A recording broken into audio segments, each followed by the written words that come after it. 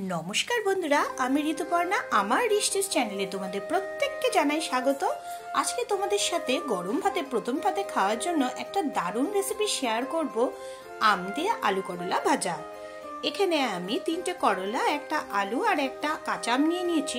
গোটা আমটা লাগবে না, লাগবে আমার এর হাফেরও কম। आलू करला आमगुलो एभाবে ছোট ছোট করে কেটে নিয়েছি। গ্যাস অন করে কড়াই বসিয়ে কড়াইতে 2 চামচ পরিমাণে তেল দিয়ে দিয়েছি। তেল হালকা গরম করে নিলাম।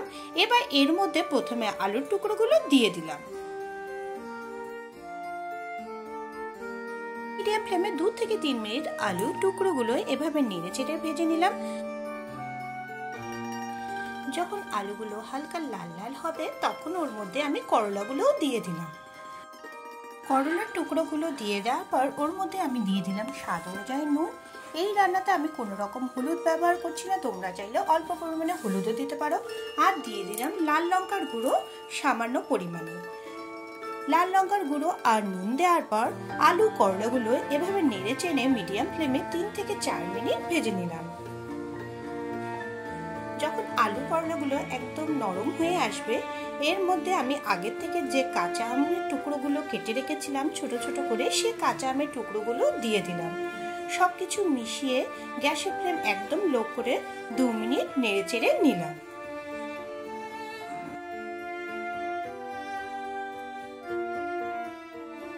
বন্ধুরা সবশেষে এর উপর দিয়ে ছড়িয়ে দিলাম সামান্য পরিমাণে চিনি। চিনি দিলে এর স্বাদ আরো বেড়ে যায়।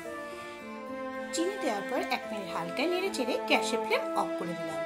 বন্ধুরা এবার ভাতের সাথে এই আম দিয়ে আলু করলা ভাজা একবার ট্রাই করে আমাকে কমেন্ট করে জানিও কেমন লাগলো তোমাদের রেসিপিটি ভালো লেগে থাকলে অবশ্যই ফ্রেন্ডস ফ্যামিলির মাঝখানে শেয়ার করে দিও। আর নতুন বন্ধুরা আমার চ্যানেলটিকে অবশ্যই সাবস্ক্রাইব করে দিও, পাশে বেল আইকনটিকে ক্লিক করে দিও নতুন ভিডিও সবার আগে পাওয়ার জন্য। সবাই খুব ভালো থেকো, দেখা হবে আবার পরের ভিডিওতে।